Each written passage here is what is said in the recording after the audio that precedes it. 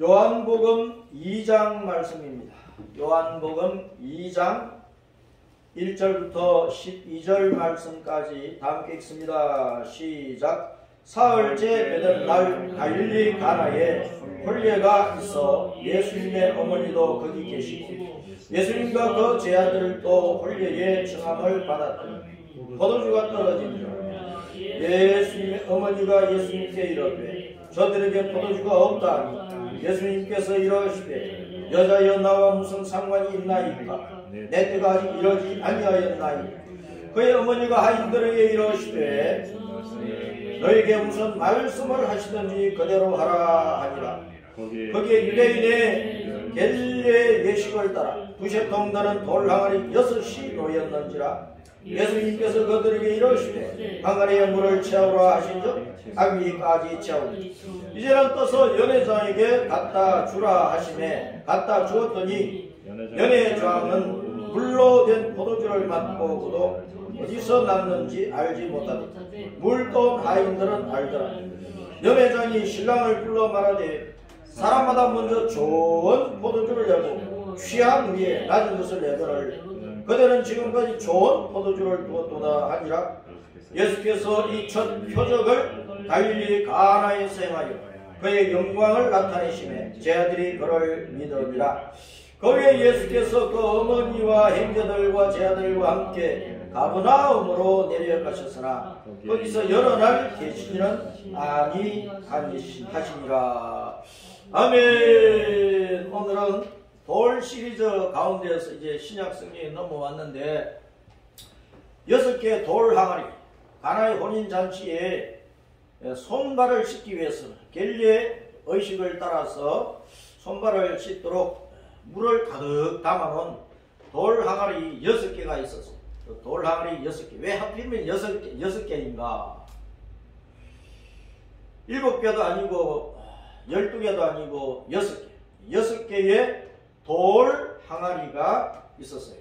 자, 거기에 담겨있는 영적인 의미를 찾아내고 우리가 이 시대 속에서 이런 영적인 뜻을 따라서 신앙생활을 잘 하도록 해야 하겠습니다. 알았습니다. 6개의 돌 항아리 6개의 돌 항아리. 자, 옛날에 쓰던 돌 항아리 여러 종류가 많이 있었어요. 여러 종류가 많이 있어요. 옛날에는 질그릇으로 쓰기도 하고 또 돌을 막 파가지고 그릇으로 썼어요. 그래서 여러 가지 돌 항아리들이 있었는데 어릴 때 우리가 돌 항아리 다 보고 자랐어요. 요즘 시대는 불행인지 다행인지 그런 거 전혀 보지 못하고 태어나서 자라지만 우리는 다 봤거든. 돌 항아리, 자 보시고 이제 자 보세요. 그 돌 항아리가 있던 혼인 잔치가 어디에서 있었어요? 갈릴리 가나. 이스라엘 나라가 이제 길게 내려오면은 제일 아래는 유다 도고, 가운데는 사마리아 도고, 제일 위는 갈릴리 도죠. 갈릴리 지역에 갈릴리 호수가 있죠. 갈릴리 호수. 자, 여기 갈릴리 바다가 여기 있어. 갈릴리 바다. 갈릴리 바다 바로 옆으로 가면은 가나가 있어. 가나 마을. 동그라미 빨갛게 칠해놨죠. 그래서 가나 마을은 예수님이 사시던 그 나사렛, 그 다음에 예수님의 제2고향이라고 하는 가버나움, 그 나사렛과 가버나움 가운데 좀 있어. 그게 갈릴리 가나인데 가나, 갈릴리 호수 왼쪽이란 말이에요. 지도상으로. 자, 사흘째 되던 날이라 그랬어요. 사흘째 되던 날에. 자, 1장에 이튿날이 3번 29절, 35절, 40절 나오는데 결혼식이 있던 사흘째는 43절에 이튿날 그 다음 날인지 그 위에 어떤 사건들이 있고 난 다음에 이튿날 그 다음 날인지 알 수가 없지만 아무튼 이제 1장 43절의 이튿날에는 베세다에서 빌립이 나다나엘을 전도해서 예수님을 믿게 한 사건이 나와요. 그러면서 이제 2장에 와서 사흘째라는 단어가 나오는데 사흘째라고 말씀을 하는데 그 사흘째에 갈릴리 어디에서 결혼식이 있었다고요?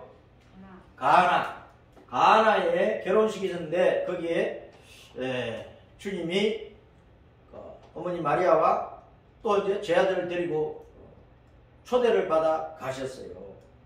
자, 3일이라고 하는 것은 부활의 숫자입니다. 부활. 3일은 부활입니다. 부활. 창조의 셋째 날에 바닷물이 다 물러가고 바닷물 속에 깊이 잠겨있던 땅이 드러났어. 그래서 그걸 묻히라, 육지라 했어요. 그래서 3은 죽음의 바다에 있다가 드러났다. 생명으로 드러났다. 그래서 이제 3은 부활. 예수님이 십자가에서 못 박혀 죽으셨다가 며칠 만에 부활하셨어요?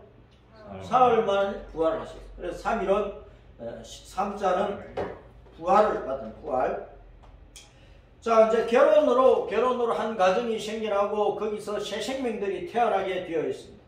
그래서 우리 이제 성도는 예수님과 성령으로 하나가 되어서 각 지역에 이제 주님의 몸된 교회를 세워가는데 그 교회가 열심히 전도하고 선교하고 그래서 땅까지 나아가서 모든 나라 모든 백성들 가운데서 하나님의 영적인 자녀들을 얻어야 돼요. 그 결혼을 통해서 우리 성도가 예수님과 결혼한 사이니까 육신의 자녀를 결혼한 부부가 낳듯이 주님과 결혼관계 있는 교회가 우리 성도들이 땅까지 나가 복음 전해가지고 영생의 자녀들, 하나님의 거듭난 새로운 자녀들을 복음으로 많이 얻어야 된다 하는 것을 우리에게 말씀해 주는 것입니다. 그러니까 우리는 늘 주님 오실 때까지 따랐습니다. 전도하자, 선교하자, 기도로 전도하고, 기도로 선교하고, 몸으로 전도하고, 헌금으로 선교하고, 선교사를 후원해서 선교하고, 자녀들은 선교 열심히 해야 돼요. 갈릴리 가나에서 결혼식이 있었는데 갈릴리는 빙빙 돌아다니는 순회, 또 수레바퀴 그런 뜻입니다. 지구 땅이 둥글죠. 우리 땅까지 돌아다녀야 되지. 빙빙 돌아다니면서 뭐 해야 돼요? 전도해야 된다. 갈랄에서 왔는데 갈랄은 구르다, 떠나가다, 반지, 고리, 회오리, 바람. 그러니까 오순절에 성령님이 내려오실 때 불이 화를 타오르는 그 불의 혀들처럼 그리고 급하고 강한 바람처럼 내려오셨어. 왜 바람처럼 내려오셨어요? 예수님의 정인대로 온 세상이 바람같이 날아다니면서 불의 혀와 같이 강하고 탐대하게 죽음을 두려워하지 않고 불처럼 복음을 쏟아내어서 복음을 전해가지고 수많은 사람들이 예수님 믿어 구원받도록 하라 그 말씀이에요. 그게 갈릴리라는 뜻이야. 이스라엘 북부 요단강 서편에 가나가 있는데 그 가나는 카나라는 단어입니다. 카나.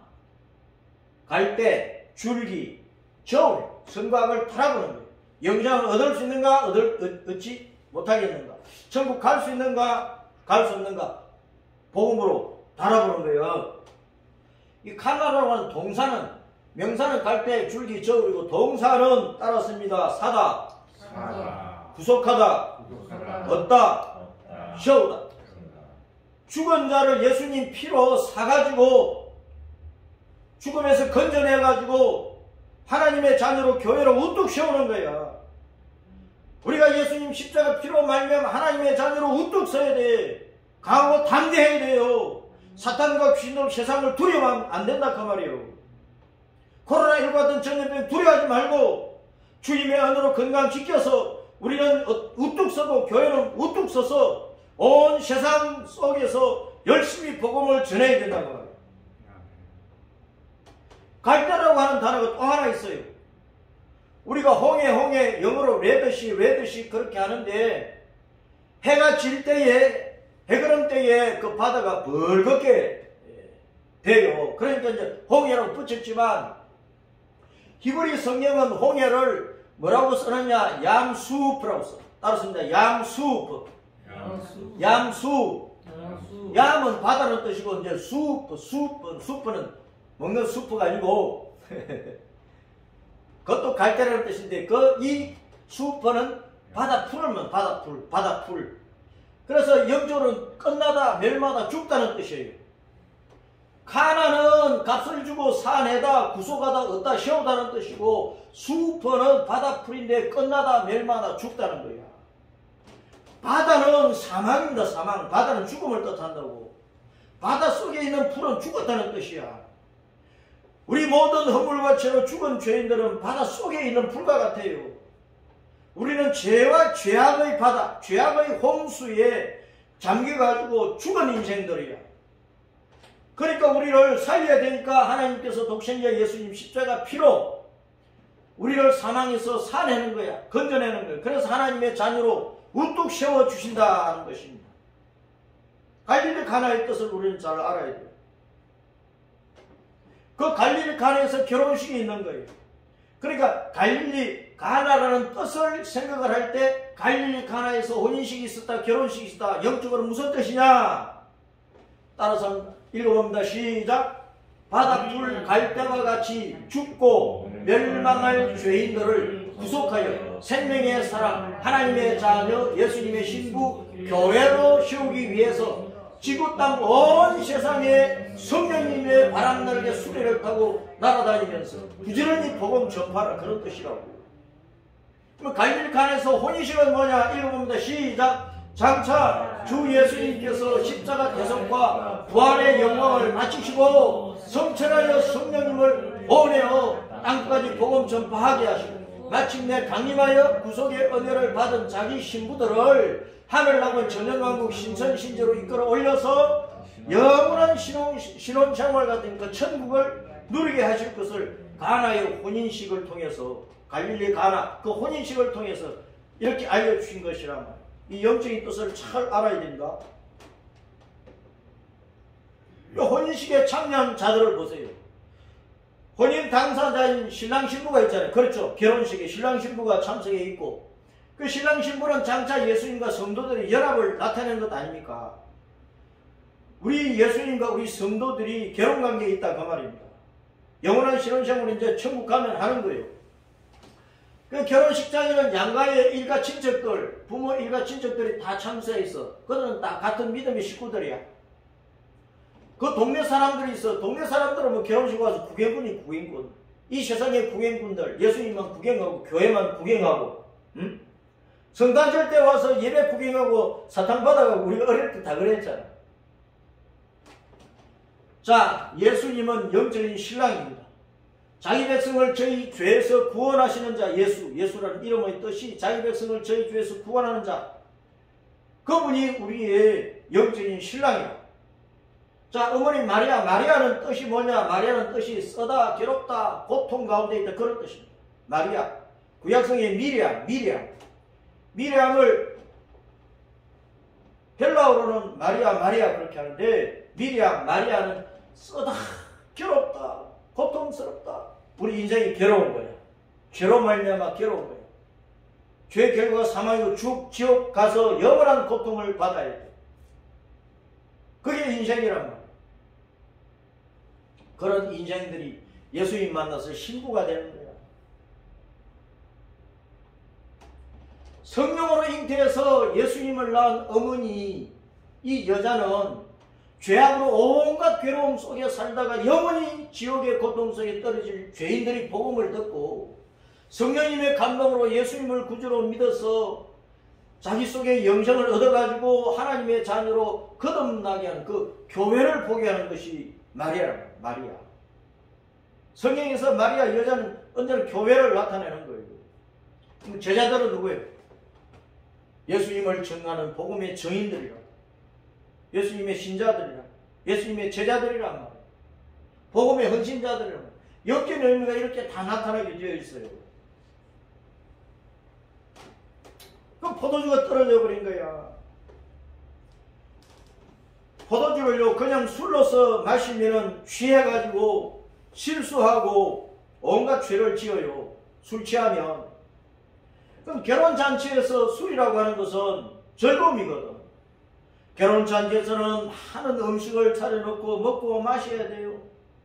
술도 먹고 마시고 음료수도 먹고 마시고 그리고 이제 춤추고 노래하고 다 하는 거예요. 즐거움을 북돋아 주니까. 그런데 예수님과 교회 사이의 영적인 결혼에서 포도주가 떨어졌다. 얼마나 난패입니까? 영적인 결혼 관계에서 포도주가 떨어졌다. 생명이 없는 거야. 생명이 없는 거야. 아무리 교회 다녀도. 생명 없는 교회 생활하면 안 된다고 말이에요.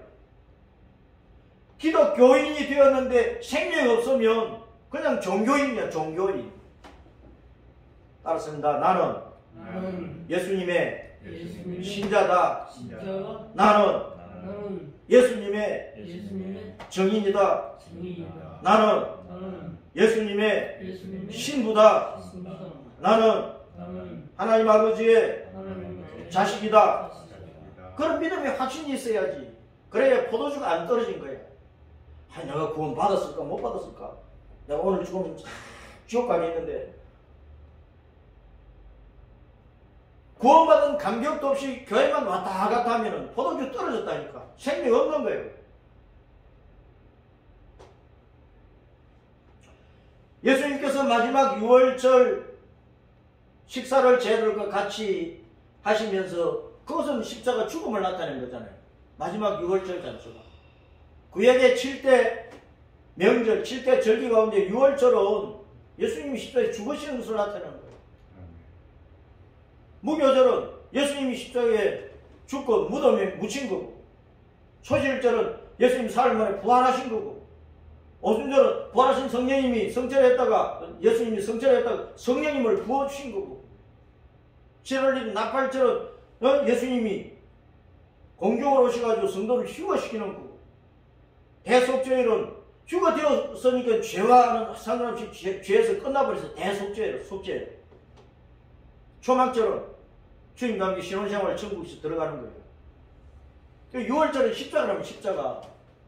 십자가에서 죽음. 그러면 6월절 잔치에서는 빵과 포도주가 있어야 되죠. 빵과 포도주. 왜 빵을 먹었습니까? 왜 떡을 먹었습니까?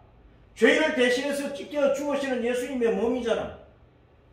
대속물로, 희생제물로, 화목제물로, 번제물로 드려진 것이란 말이야. 포도주는 죄인들의 죄 용서를 위해 설리신 예수님의 영생의 언약의 피라. 예수님 피로 죄 씻음을 받으면 죄의 결과인 사망에서 구원을 받아가지고 하나님의 영생을 받아서 하나님의 자녀가 되어버린다 그 말이에요. 그 피가 없이 어찌 속죄와 구원과 영생으로 예수님 신부가 되겠느냐고. 내 속에 예수님 피로 말미암아 구원을 얻고 영생을 얻은 하나님의 생명을 가지고 있다는 그 확신이 없이 어떻게 예수님의 신부가 되느냐 그 말이야. 그러니까 내가 기독교인 종교 생활을 하고 있는지, 남들이 믿어주든 안 믿어주든, 교회 가서 내가 무시를 당하고 멸치를 당하든, 내가 가장 비천한 자리에 있을지라도, 거짓 나사로 같은 지금을 받을지라도 내 속에 예수님의 생명이 있다는 이 믿음의 확신이 있어야 예수님의 신부가 되는 거야. 아멘. 교회에서 아무리 거들먹거리고 잘났다고 해도, 높은 자리에 앉아있고 중직자가 되어도 예수님 생명 없으면 예수님 신부가 아니란 말이야. 그러니까 내가 종교인인지 이 교회 교인인지 내가 예수님 믿는 예수님의 신부인지 잘 판단을 하라면 자기 신앙을 확정을 하라고 말이에요.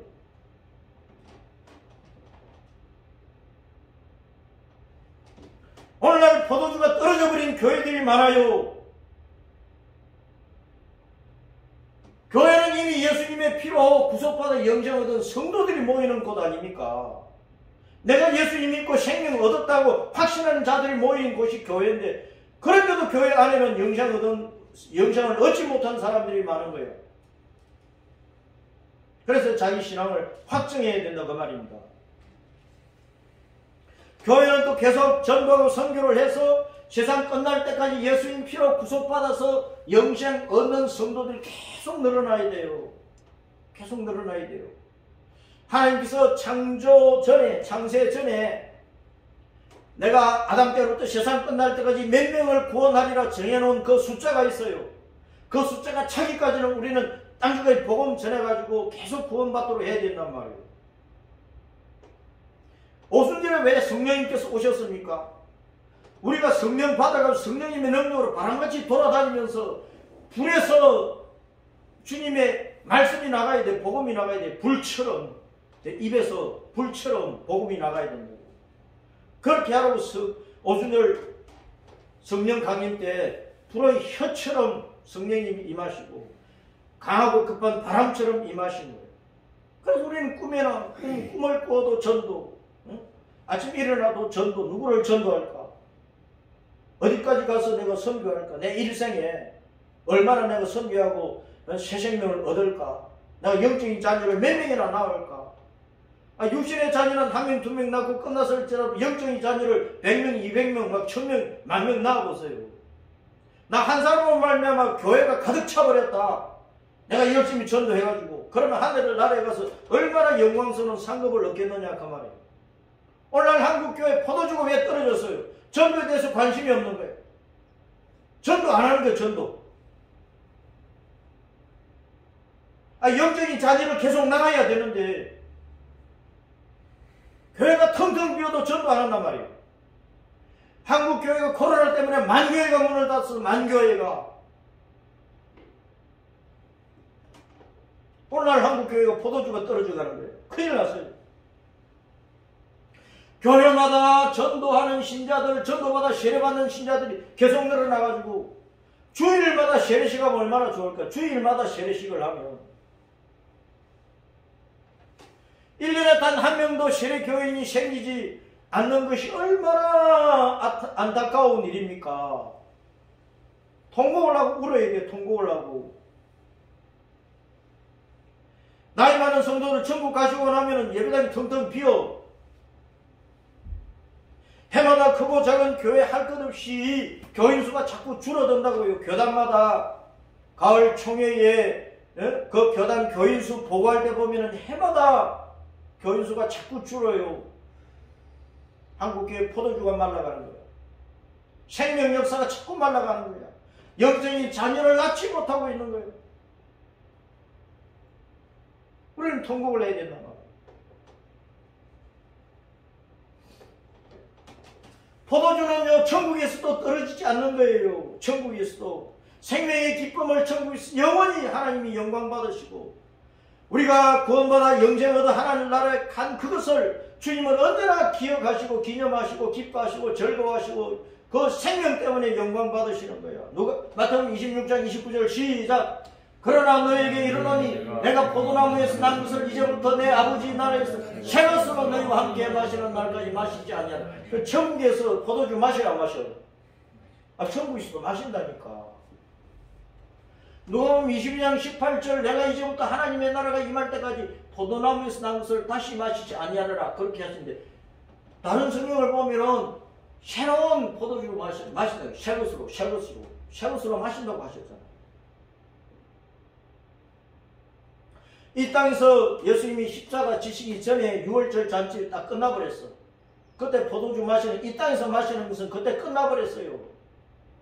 그러나 우리가 다 천국에 올라가면 주님께서 생명 얻은 우리 때문에 천국에서 늘 생명의 기쁨의 잔치를 여신다고. 그것을 새 포도주를 마시는 것으로 표현을 하고 있다 그 말입니다. 천국에서는 항상 혼인잔치야. 항상 신혼생활이야. 그러니까 우리가 예수님 믿고 천국의 소망을 두고 살면서 이 땅에서 해야 될 일이 뭐냐? 따라서 전도, 선교, 전도, 선교. 내 가정 속에 내 가족들이 구원받지 않은 가족들이 얼마나 많고, 내 가문 속에 구원받지 못한 가족이 얼마나 많아요. 포도주를 마셔주라고 예수님, 피를 마셔주라고 예수님의 피로 인한 영생의 언약의 복음을 전하라 그 말입니다. 유월절 식사는 끝났어도 그래 천국 혼인잔치가 있다니까. 천국 혼인잔치. 우리가 앞으로 이제 예수님 만나면 천국에서 혼인잔치하고 영원한 신혼생활을 영원히 할 거야. 내가 이제부터 하나님 나라가 임할 때까지 포도나무에서 난 것을 다시 마시지 아니하라. 그런데 하나님의 나라가 딱 임하고 나면, 하나님의 나라가 천국이 채워지면 또 마신다 그 말이에요. 이는 그가 단번에 자기를 드려 이루셨습니다. 십자가 대속은 단 한 번으로 끝난 것이지만 천년왕국에서 샤노가샤땅 신천신지에서 주님과 혼인잔치의 즐거움을 누리는 것이 영원한 거예요. 영원한 거. 천국은 영원히 신혼 즐거움을 누리는 것이 영원히. 항상 달콤한 것이, 늘 즐거운 것이, 늘 새로운 것이, 늘 신난 것이. 천국이 혼인잔치 하루 하고 나니까 아이 별 볼 일 없네. 천국도 뭐 재미가 없네. 주님과 같이 사는데 아이고 실정나. 그게 천국이면 천국 만하고 가겠어요. 천국은 시간 개념도 없어. 영원히 그냥 현재야 현재. 그래서 헐 신난 거야. 실정이 없어요. 헐 새로운 거예요. 부부가 결혼해가지고 신혼의 단꿈이 깨어지기 전까지는 늘 힘들었잖아요. 늘 새롭잖아요. 천국이 영원히 그런 거예요. 우리 앞에는 요한계시록 19장에서 말씀하는 대로 주님과의 혼인 날이 있어요. 혼인 날. 주님과의 결혼식이 있다고. 그 신혼의 단꿈은 천연왕국에서 이제 이룰 거예요. 천연왕국에서. 신천신지 샤노가 새 땅에서 이룰 거예요. 그 날이 다가오고 있어요. 주님께서 마리아가 이제 포도주 떨어졌다 그러니까 여자여 나와 무슨 상관입니까? 여자여 나와 무슨 상관이 그게 나와 무슨 상관이냐고요. 저들이 포도주 없다. 여자여 그게 나와 무슨 상관이 있어요? 내 때가 아직 이르지 않았는데요. 예수님은 이 세상 결혼식의 뒤치다거리를 위해서 오신 분이 아니라고. 이 세상 결혼식, 육신의 결혼식 뒤치다거리를 위해서 오신 분이 아니라고 말입니다. 예수님은 자기 때 자기 일을 위해서 오셨어요. 따랐습니다. 나도 나의 때에 주님께서 내게 맡겨주신 일에 충성을 다하자. 예수님은 자기 때 자기 일을 위해서 오신 거예요. 자기 일을 하셔야 돼요. 그거는 뭐냐? 십자가에서 죽어가지고 대속의 피를 흘려서 허물과처럼 죽은 자들을 살리는 일이라고. 살리는 일. 죽은 자들을 살리는 일이란 말이에요.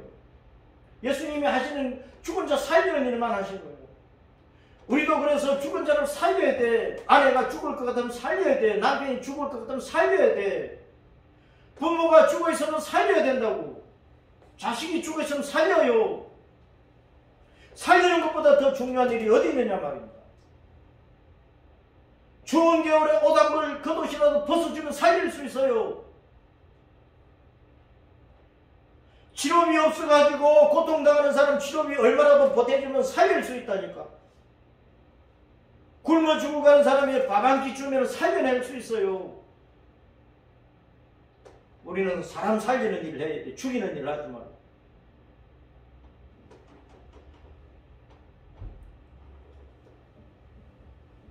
예수님은 이 십자가 피로, 그것이 진짜 포도주잖아. 예수님이 흘리신 십자가 피가 진짜 포도주란 말입니다. 그것이 죄에서 건져내고 하나님의 생명을 부어버리잖아요. 그 포도주가. 예수님 십자가 피가 진짜 포도주라니까. 이 포도주를 마시자고 말입니다. 술집에 가서 맨날 술 마시다가 알코올 중독자 되지 말고, 알코올 중독자가 되면 간이 녹아버린다. 나중에 죽어요. 세상 술 좋아하지 말고 진짜 포도주를 좋아해야 돼. 따라서 이제 진짜 포도주 많이 마시자. 진짜 포도주 많이 마시자. 우리가 죄를 회개할 때 주님께서 이미 흘리신 십자가 피로 우리의 죄를 씻어 주신다고. 예수님 피가 우리 죄의 권세를 끊어버려요. 예수님 피가 죽은 우리에게 하나님의 영원한 생명을 부어주시는 거예요. 예수님 십자가 피의 은총을 우리 가슴 깊이, 심령 깊이 받고 또 받고 또 받고, 우리는 머리끝부터 발끝까지 우리 죄가, 따라서 우리 죄가 머리칼보다 더 많다. 우리 죄가 발꼬랑 꼬린내보다 더 지독하다. 우리 죄가 다 그래요. 그 더러운 죄, 그 억만 가지 죄들을 무엇으로 씻으렵니까? 예수님 피가 아니면 씻을 수가 없는데. 교회 와서 진짜 포도주 좀 많이 마시라니까. 예배 시간마다. 예배 전에 30분이고 1시간이고 빨리 와가지고 자기 자신을 보면서 자기 쏘가지를 씻는 일을 해야 돼. 예수님 피로 자기 몸을 씻어야 돼. 마음을 씻고 생각을 씻고 의식과 무의식 속에 들어온 더러운 죄악을 씻어야 된단 말입니다. 내 속에 있는 육신의 더러운 욕망을 예수님 피로 끊어버려야 된단 말이에요. 교회 와서 회개 안 하면 어떻게 돼? 교회는 따라서 교회는 공중 목욕탕이다. 예수님 피로 내 더러운 죄를 씻고 씻자. 진짜 포도주 좀 마시라고. 성찬식에서 그냥 기념만 하고 있으면 안 돼. 생각만 가지고 있으면 안 돼요. 내가 회개해야 예수님 진짜 포도주를 마시는 거예요. 내가 회개해야. 내 죄를 보면서 내 가슴 치면서 회개해야. 한국 교회가 회개에 눈물이 말라버렸잖아요. 너는 알 것 없이. 목사들의 회개에 눈물이 말라버렸어. 장로들의 회개에 눈물이 말라버렸어.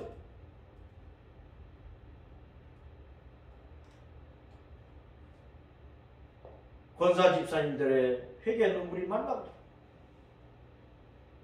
교회 와서 너 잘났느니 나 잘났느니 도토리 키재기는 하면서 진짜 포도주를 안 마셔. 포도주를. 진짜 포도주 마셔야 취하는 거야. 무엇에 취해요? 성령에 취하는 거야. 오순절 성령이 임해가지고 사도들이 입을 열어서 막 복음을 전하니까 세계 곳곳에서 온 사람들이 예수님의 제자들이 아람말로 막 설교를 해도 자기들 로마 말로 뭐 온갖 말로 자기들 지방 사투리인 그 말로 막 들리는 거야. 그 희한한 일이 일어나니까 사람들 저 사람은 술 취했다. 성령의 불을 받으니까 뭐 방언하고 통역하고 뭐 온갖 일들이 일어나지. 그래 술 취했다고 그러잖아. 우리가 진짜 포도주를 마셔야 우리가 성령에 취한 사람이 돼가지고 예수님 정인으로 일할 수 있다 그 말이에요. 예수님께서 이 십자가 피로 우리의 죄를 씻어서 성령의 사람으로 만들어서 온 세상 다니면서 복음 전하는 예수님 신부로 만들어주고 계세요. 예수님 신부로.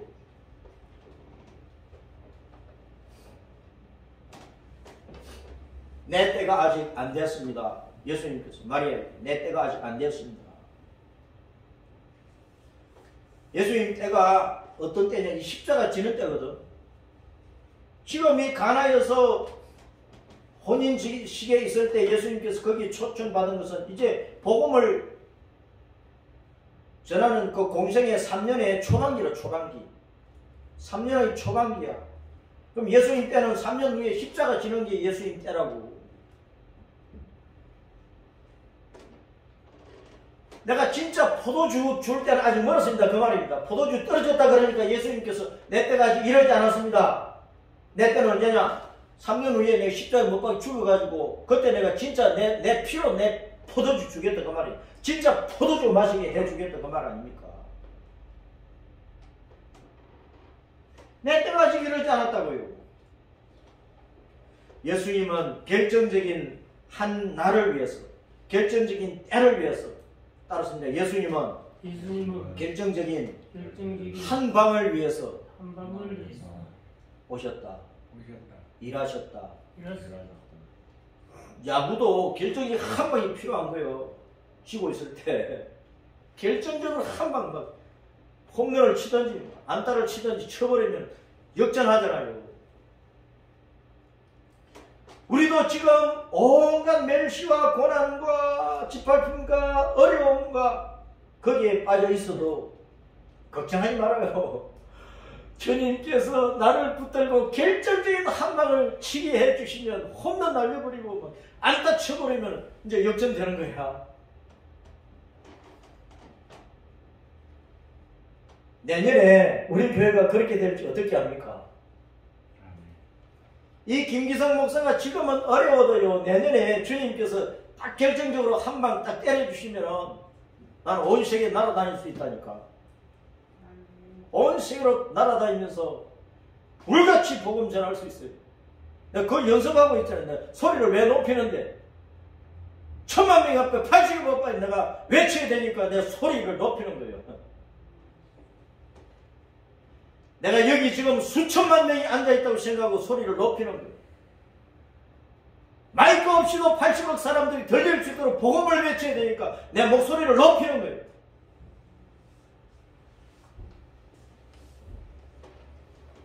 지금 각 당에서 대통령 후보 출마자들이 치열하게 경쟁하고 있어요.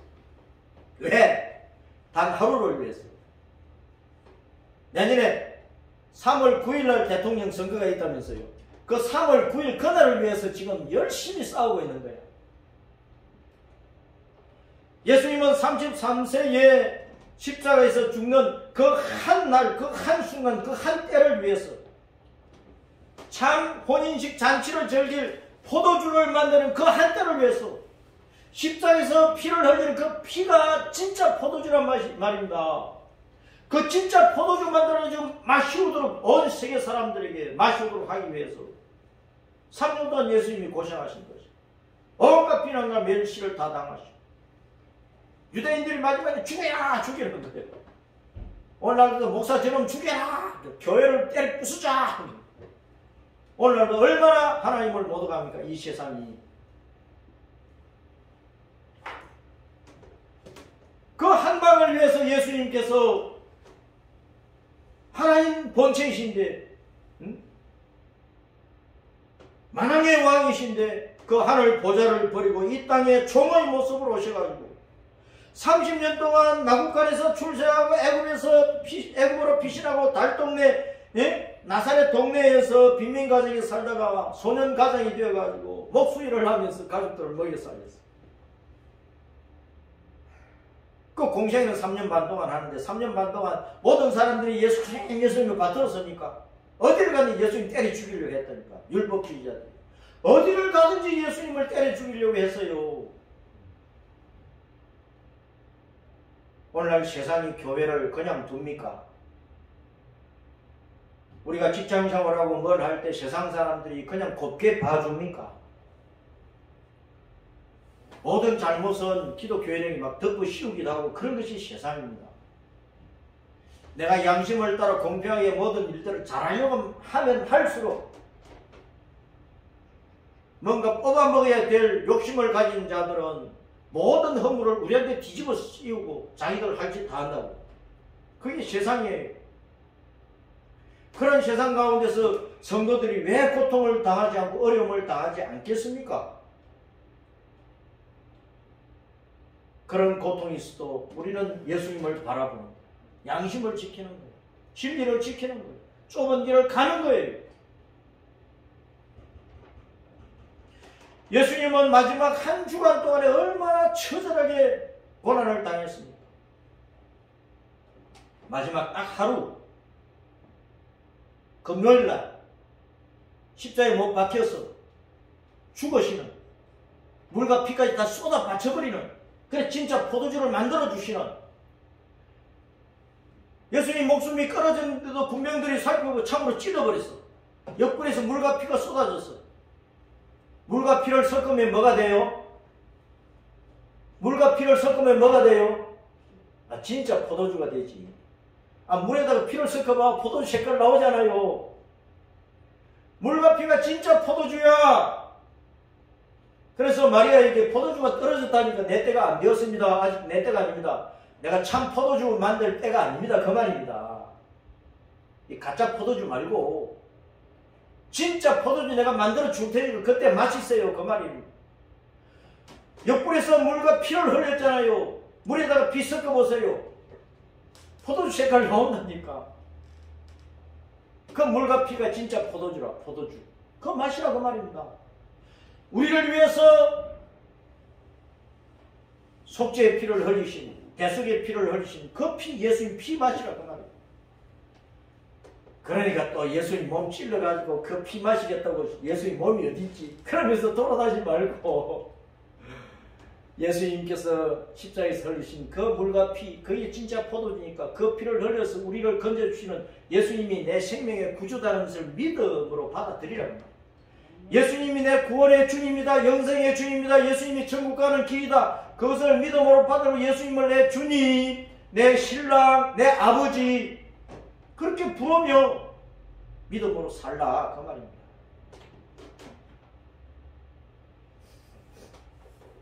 말씀대로 하라. 마리아가 예수님께서 여자야 그게 나와 무슨 상관입니까?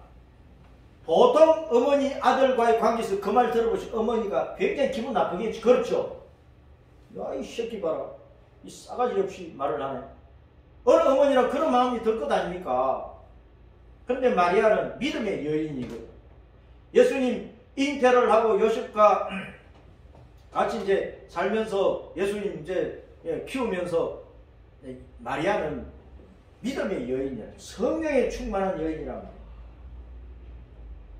마리아는 언제나 예수님이 하시는 말씀이나 그 하시는 일을 마음에 두고 성령으로 늘 분별하고 생각을 했던 분이에요. 예수님께서 그게 나와 무슨 상관이냐고. 여자야 나와 무슨 상관이냐고. 내 때가 아직 안 됐는데. 이런 말을 해도 예수님에게 이런 방법도 안 했어요. 그럼 하인들에게만 무슨 말씀을 하시든 그대로 해. 뭔 지시를 하든 그대로 해. 그러니까 마리아는 예수님을 그냥 아들로 보는 게 아니라, 그냥 아들로 보는 게 아니라, 마리아의 마음속에는 30년 전부터 내가 메시아를 받았구나, 메시아를 받았구나, 이 믿음이 있는 거예요. 예수님을 구세주 메시아 임마누엘로 대하고 있다 그 말입니다.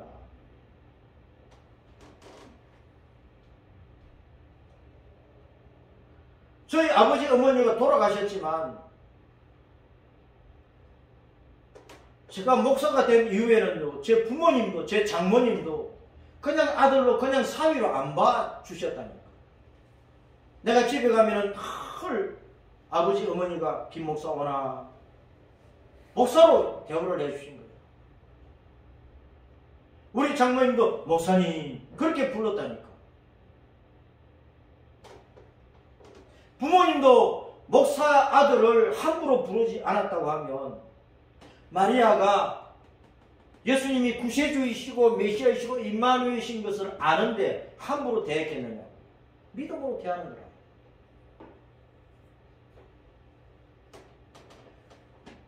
유대인의 계례를 따라서 장로들의 그 유전을 따라서 모세 율법에 준해서 그 시대 상황에 따라서 이제 적용이 되는 그 관습에 따라서 음식을 먹기 전에는 손을 씻고 시장에서 돌아오면 몸을 물로 씻고 그렇게 했거든요. 그래서 모세 율법에도 제사장들이 물두멍에 물로서 손발을 씻고 제사 사역을 하는 거예요. 성소에 들어가거나 번제를 뜰 때 반드시 물두멍에서 대야에 손을 물을 떠가지고 손을 씻었다.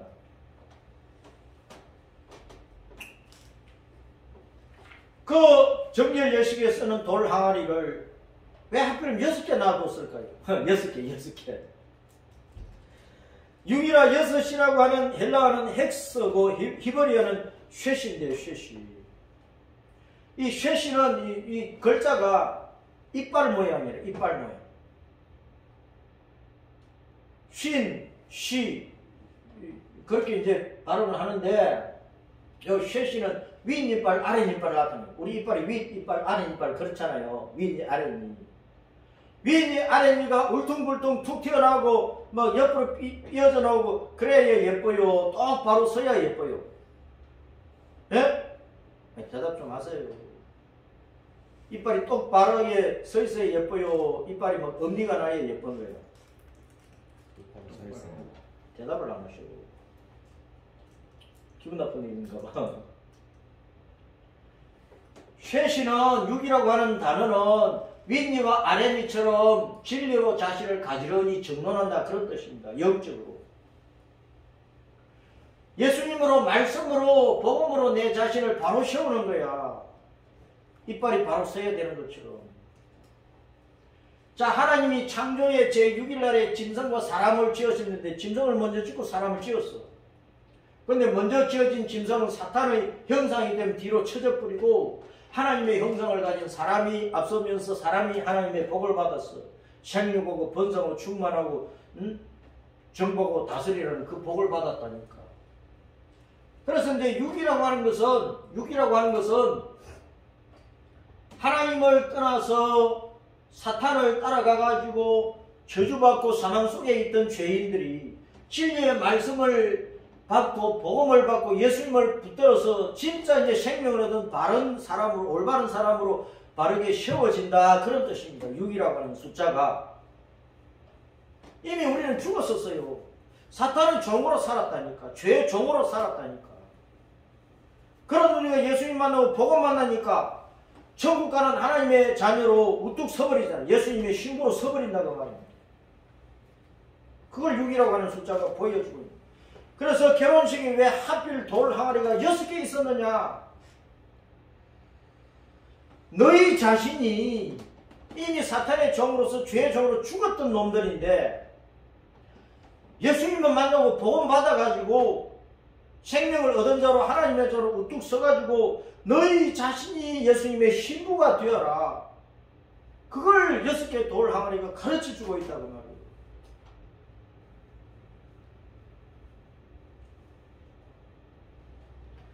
두세 통 들어서 두세 통, 돌 항아리 하나마다 두세 통 드는 크기야.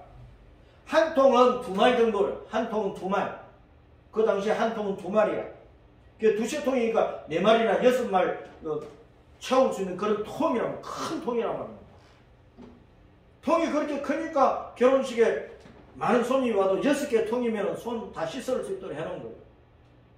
그 2라고 하는 뜻은 두세 통이니까 둘은 윗물, 아랫물, 창조의 둘째 날에 윗물, 아랫물로 분리해버렸잖아요. 속된 것과 거룩한 것을 분리해가지고 거룩하게 되라, 성화되라 그 말입니다. 깨끗해지라 그 말입니다. 3은 아까 말한 대로 부활하는 거예요. 부활하는 거. 바다가 물러가는 묻이 드러났어요. 사망을 벗어나 부활로 드러나는 거예요. 하나는 하나님이고 첫째 날을 비치고 예수님이고 능력이고 배워나는 것이에요.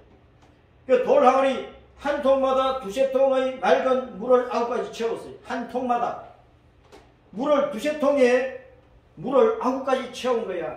돌 항아리 6개에다가. 그 뜻은 뭐냐? 따르습니다. 하나님, 예수님, 빛, 진리 안에는 죄에서 분리하고 성별해서 사망을 벗어나 부활하게 하는 맑은 물, 생수, 진리가 충만하다.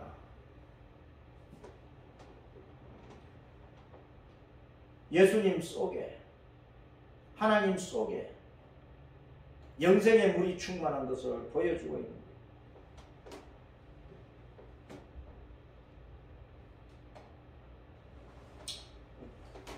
자, 두세 통 드는 물을 가득 채운 6개의 돌 항아리는 하나님, 예수님께서는 진리의 말씀을 죄인들에게 부어가지고 죄를 깨끗이 씻어 사망에서 생명으로 살려주려 하시지만은 이 땅의 죄인들이 사탄에게 속하여 이 땅의 사상과 이 땅의 온갖 생각과 간섭과 습관, 문화 그런 것들로 말미암아 주 예수님을 거부하고 부인을 해버리면 사망의 저주를 자청을 해서 멸망하는 것이다 하는 것을 1차적으로 깨닫게 하는 거예요.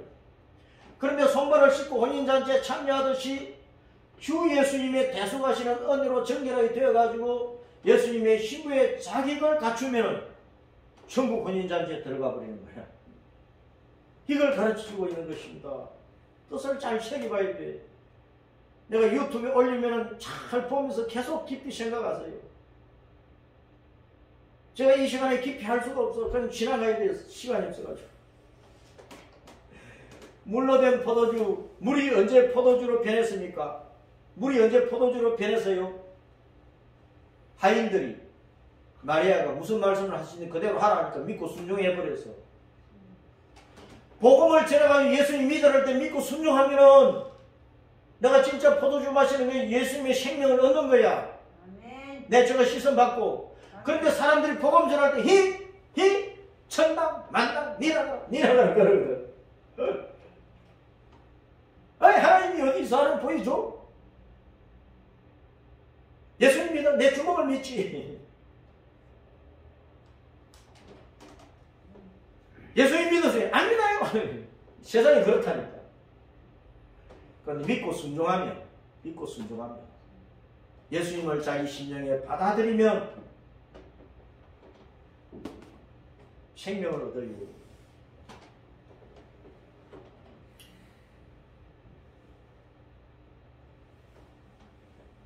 물로 포도주를 만드셨어, 주님께서. 그 물이 포도주가 됐는데 그걸 이제 예수님께서 사이들이 야, 연회장에 갖다 줘. 갖다 주었어. 연회장들이 그 소리 하라고 순종했다니까. 이렇게 믿고 순종할 때 생명의 역사가 일어나는 것입니다. 복음은 믿고 순종하는 자에게 생명을 주는 것이라 말합니다.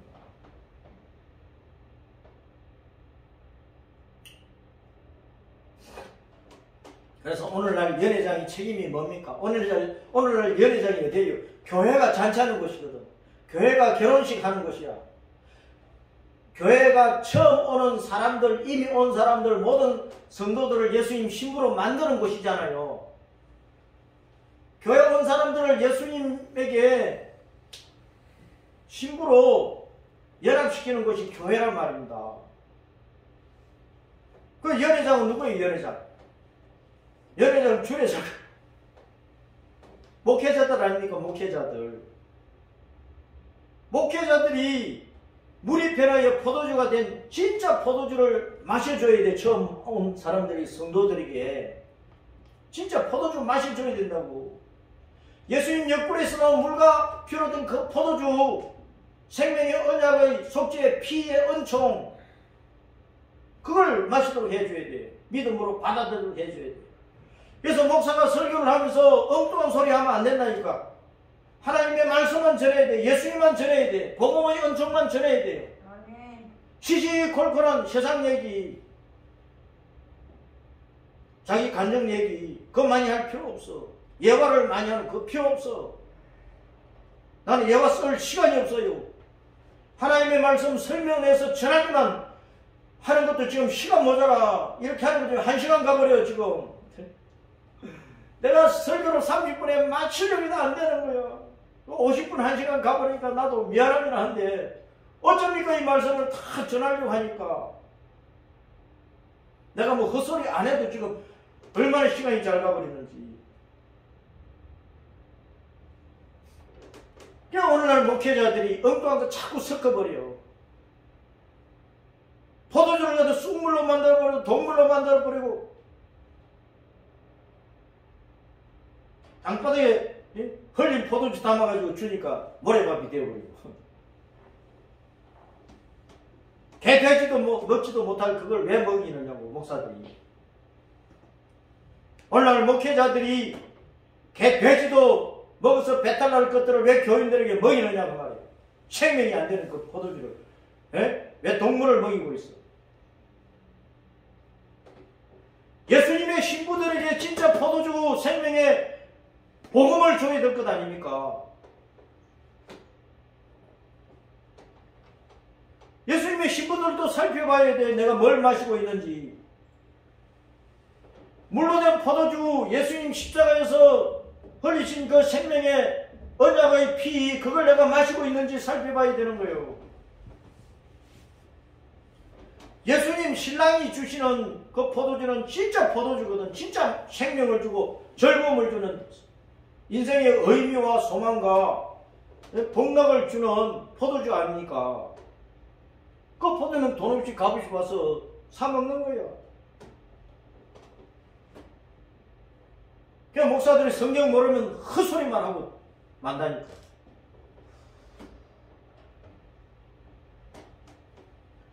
주님의 영광을 이 표적을 통해서 나타내 예수님께서.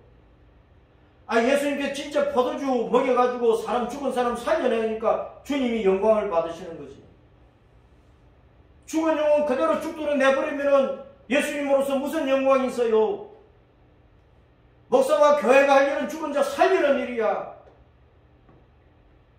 교회가 무슨 친교회 단체도 아니고 목사, 장로, 권사, 집사, 성도들이 모여가지고 패션쇼 하는 것도 아니고 내 잘났니 너 잘났니 내 돈 많으니 집이 몇 채니 그 자랑하는 것이 아니라고. 죽은 자 살려야 되는 죽은 자. 진짜 포도주 마시고 죽은 자가 살아나야 돼. 그 복음을 세상 땅끝에 전해가지고 또 모든 나라 모든 민족 가운데 또 살려내야 돼. 그래 예수님이 영광 받으시고 목회자도 영광이고 교회도 영광이고 성부 성자 성령 삼위 하나님 앞에 영광을 돌려드리는 일이란 말이에요. 자 그런데 보세요. 예수님께서 이 사역을 하시고 가버나움에 가서 잠시 쉬셔서 그때 예수님과 그 어머니와 형제들 제자들이 가버나움에서 잠시 쉬셨다니까. 여러분들 가버나움 위로의 마을. 위로의 마을. 자 보세요. 예수님이 나사렛에서 사셨죠. 나사렛은 나실에서 온 말이야. 나실은 평생 동안 자기를 그렇게 급여를 하나님께 바쳐버린 사람 아닙니까?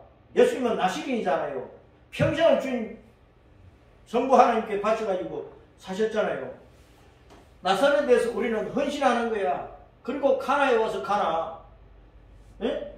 바다 풀은 죽은 것이고 그 다음에 가나 갈 때는 사다 구속하다는 뜻이야. 그러니까 죽은 것을 구속에 살리는 거야. 그 진짜 포도주 마시도록 해야 될 것 아니에요. 가나 혼인잔치에서 죽은 자 살려내는 예수님 피밖에 없는 거예요. 그 진짜 포도주 마시도록 해줘야 돼.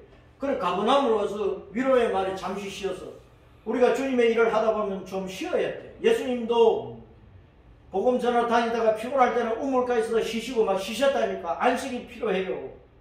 우리가 밤낮 주야 쫓아다니면 하면 안 돼. 우리 육신은 일주일에 하루는 쉬어줘야 된단 말이에요. 근데 성도들은 월요일부터 토요일까지 열심히 일하고 주일로 와서 열심히 일하려고 성도들의 몸은 쉴 틈이 없어. 그러니까 목사로서 참 미안한 거예요. 목사로서 저는 미안해요. 성도들이 월요일부터 토요일까지 직장 생활 사업한다고 막 쫓아다니는데 주일날도 와서 교회 와서 일을 하다 보니까 예배 드리고 무슨 회의하고 무슨 뭐 선교회 모이고 얼마나 육신이 피곤해요. 성도들은 하루도 쉴 날이 없어. 그럼 목사로서 성도들을 보면 너무나 마음이 아픈 거예요. 미안한 거예요. 그래서 성도들은 주일날 또 자기 영혼을 위해서 또 하루를 일하니까 몸도 피곤한데 그 주간에 성도들은 지혜롭게 월요일부터 토요일까지 주간에 자기 몸을 좀 쉬어줘야 돼. 그래 영육간이 강건해진다고요. 그게 위로가 필요해. 위로 좀 쉬면서 부부간에도 위로하고 부모 자식간에도 위로하고 친구끼리 위로하고 그러면서 쉼을 통해서 힘을 얻어야 되는데 우리의 위로자는 보혜사 성령님이시다. 우리가 힘들고 어려울 때 기도하면 성령님께서 위로를 해주셔. 그 힘을 얻어야 돼. 그리고 베세다로 가는 거야. 베세다는 어디냐? 베세다 따라서 어부의 집, 어부의 집. 위로받고 힘을 얻어 성령의 힘을 주시니까 다시 고기잡이 하러 가는 거야. 전도하러 가는 거야. 직장에서 전도하고 동네에서 전도 어디 갔었든 전도하는 거예요. 나사렛을 떠나 서불론과 납달리 지방 지경 해변에 있는 가버나움에 가서 좀 쉬셨다고. 그러니까 누구나 사역다 하면 위로의 안식이 필요해. 그런데 예수님께서 가버나움에서 여러 날 계시지는 않았어. 다시 베세도로 가서 전도하신 거예요. 잠시 쉬다가 우리는 이렇게 저렇게 다니면서 전도하다가 그 사역이 딱 끝나면 보라 신랑이 오다 마지막으로 나오라 예수님께서 오신다고. 그때 우리는 신나게 비행기 타고 슝 천국으로 혼인잔치하러 올라갑시다.